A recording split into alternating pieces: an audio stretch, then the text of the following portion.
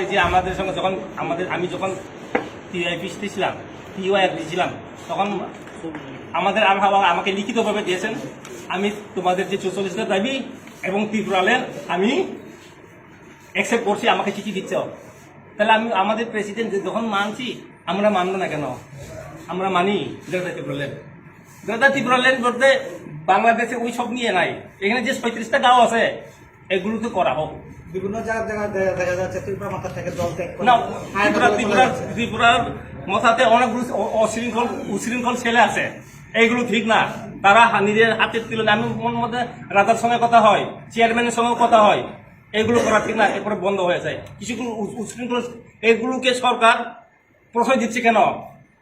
ওদের দরে ফাঁসি দেওয়ার দরকার।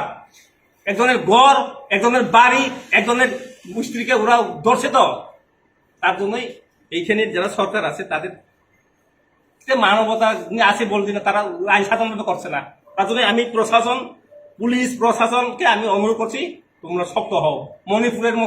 মণিপুরের যে ঘটনা আমি ঘৃণা করি, ওইখানে যে আমাদের পুলিশের সামনে মহিলাকে তুলে নিয়েছে, এটা কি ঠিক?